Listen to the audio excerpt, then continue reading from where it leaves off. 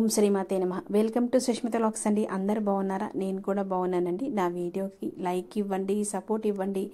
ఇది వసంత పంచమి పూజా విధానం వీడియో అండి. అందరూ కూడా చూడండి, స్కిప్ చేయకుండా దయచేసి. ఇందులో ఉన్న అన్ని జాగ్రత్తగా తెలుసుకోండి. విద్యార్థులకు ఐ రిక్వెస్ట్ యూ ఆల్ అండి. అందరికీ కూడా ఈ పూజా విధానం అయితే అందరూ కూడా తెలుసుకోవాలి. మిగతా వారికి షేర్ చేయండి. ప్రతి సంవత్సరము మాఘమాసంలో శుక్లపక్ష 5వ రోజు వసంత పంచమి జరుపుకుంటాం. ఈసారి వసంత పంచమి ఫిబ్రవరి 2న మనకి 2025న వచ్చింది. విద్యా హక్కు జ్ఞానానికి దేవత అయినటువంటి సరస్వతీ దేవిని ఆ రోజు ఆరాధించడం వలన విశేష ఫలితాలని పొందవచ్చు.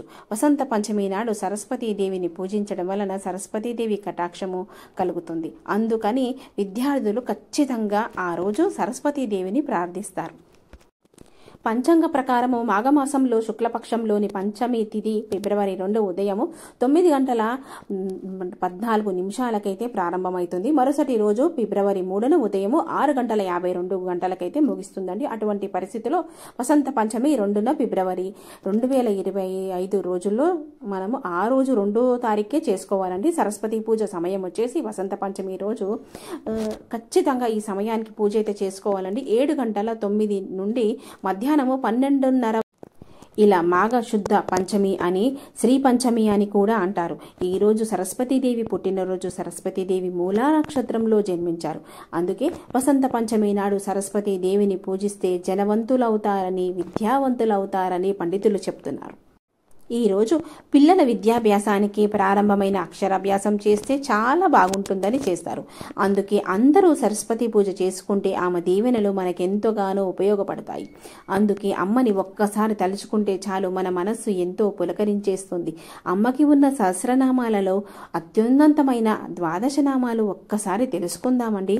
ఓం భారతీ నమః, ఓం సరస్వతీ నమః, ఓం శారదా నమః, ఓం హంసవాహిని నమః, ఓం జగతీఖ్యాత నమః, ఓం వాగ్వీశ్వరాయ నమః, ఓం కౌమారీ నమః, ఓం బ్రహ్మచారిణీ నమః, ఓం బుద్ధిదాతి నమః, ఓం వరదాయిని నమః, ఓం క్లుప్త్రఘటాయ నమః, ఓం భువనేశ్వరీ నమః. చదువుల తల్లి 12 నామాలు తెలుసుకున్నారు కదా, ఇక పూజ విధానం కూడా తెలుసుకున్నారు. వసంత పంచమి రోజున పాత్రకాలంలో అంటే పొద్దున్నే నిద్ర లేచి స్నానం ఆచరించి తెల్లని వస్త్రాలైతే కట్టుకోవాలండి. గంధము ధరించి ముందుగా ఒక్క ప్రదేశము బాగా శుభ్రం చేసి అక్కడ పద్మము, శంఖము, చక్రము వేసి పీట మీద సరస్వతీదేవిని ప్రతిమను కానీ ఫోటోను కానీ ఉంచి ముందుగా గణపతిని పూజ చేసి తర్వాత అమ్మవారి ఫోటో ముందు మనము దీపారాధన అయితే చేసుకోవాలి. ప్రమిదల్లో నెయ్యి కానీ లేకపోతే ఆముదం నూనెతో కూడా వెలిగించవచ్చు. ఒత్తి వేసి పెట్టి దీపం అయితే వెలిగించాలి. కొత్త పుస్తకాలు, పెన్నులు, ఇంకోటి పెన్సిల్స్, పిల్లలకి ఇష్టమైన పలకలు, ఇవి తల్లిని ఆరాధించి తెల్లని కమలాలతో లేదా ఏమైనా తెల్లని పుష్పాలతో, పచ్చని పుష్పాలతో మన మాల కూడా వేయాలండి. సుగంధ ద్రవ్యాలను రంగరించాలి. అమ్మవారికి గంధము సమర్పించాలి. అమ్మవారికి ఇష్టమైన నైవేద్యం ఏమిటంటే నూకలు లేకుండా అన్నంతో చేసిన క్షీరాన్నము, తెల్లని నువ్వులతో చేసిన ఉండ్రాలు, ఆవు పాలు, ఆవు పెరుగుతో చేసిన పెరుగన్నము, ఆవు నెయ్యి వేసి లేకపోతే ఇలా ఇందులో ఏదైనా మీ శక్తి కొలది అమ్మవారికి నైవేద్యము సమర్పించాలి. బెల్లం పరమాన్నమైనా సమర్పించుకోవచ్చు. మీకు శక్తి ఉంటే తెల్లని వస్త్రాలను సమర్పించి ఈ కింద మంత్రాలలో కనీసము ఏదో ఒక దాన్ని 21 మార్లు చదువుకొని అమ్మవారికి హారతి ఇవ్వాలి. ముందు వినండి, తర్వాత పఠనం చేసి ఉచ్చారం చేసుకోండి. సరస్వతీ నమస్తుభ్యం వరదే కామరూపిణి విద్యారంభం కరిష్యామి సిద్ధుర్భవతు మే సదా. ఇది 21 మార్లు చదువుకోవాలండి. విద్యాభ్యాసం, మతిమరుపు అన్నీ తొలగిపోతాయి. ఓం వాగ్వయే చ విద్మహే బ్రహ్మపాత్యే చ ధీమహి తన్నో వాణి ప్రచోదయాత్ అని ఇది కూడా 21 మార్లు ఏదైనా దీంట్లో ఒక్క మంత్రమైతే పఠనం చేసుకోండి.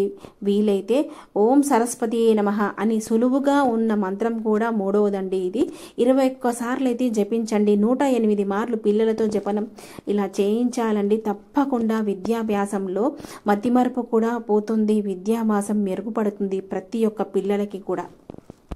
ఇలా 21 సార్లు చదువుకొని అమ్మవారికి హారతి ఇవ్వాలి. ఇలా చేస్తే చేసిన వారందరికీ తప్పనిసరిగా చదువు తల్లి సరస్వతి దీవెనలు ఉంటాయి. దీనితో పాటు మీకు మరో ముఖ్యమైన విషయం చెప్పాలనుకుంటున్నాను. పరీక్ష దగ్గరికి పడుతున్న తరుణంలో విద్యార్థులు చదువు పట్ల టెన్షన్ పడుతూ ఉంటారు.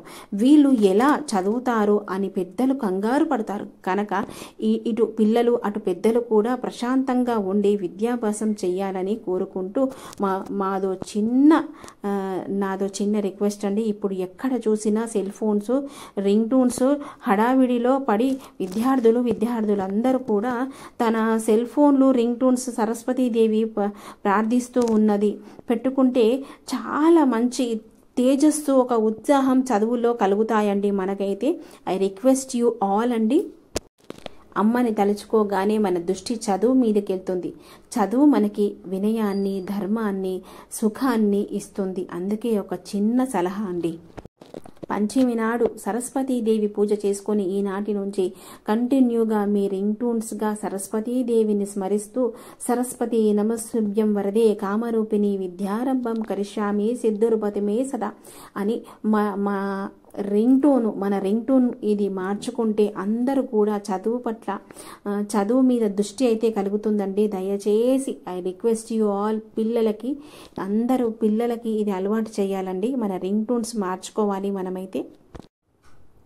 ఈరోజు సరస్వతి మాత దర్శనమిచ్చి ఈ లోకానికి ఒక శబ్దాన్ని ఇచ్చిందని చెప్తారు.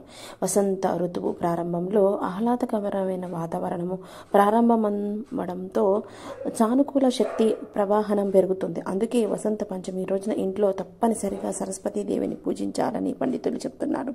ఇలా చేయడం వల్ల పిల్లలు భవిష్యత్తులో మంచి పురోగతిని సాధిస్తారు.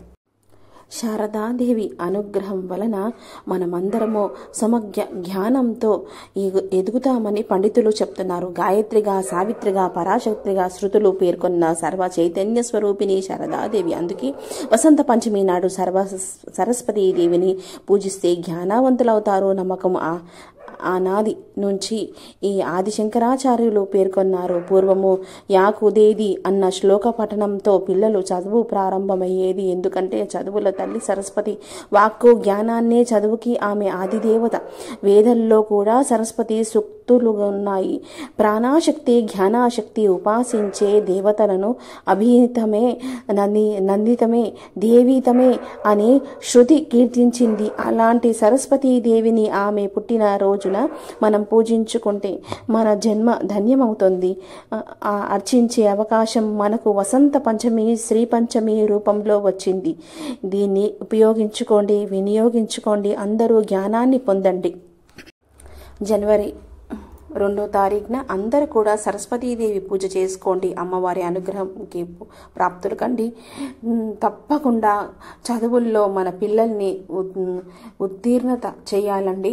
ఈ జ్ఞానజ్యోతి పూజనైతే అందరూ కూడా చేసుకోండి. ఆ తల్లి దయ అందరి మీద ఉండాలని ఈ వీడియో అందజేస్తున్నాను. అందరికీ షేర్ చేయండి. నెక్స్ట్ వీడియోలో కలుద్దామండి. ఉంటాను.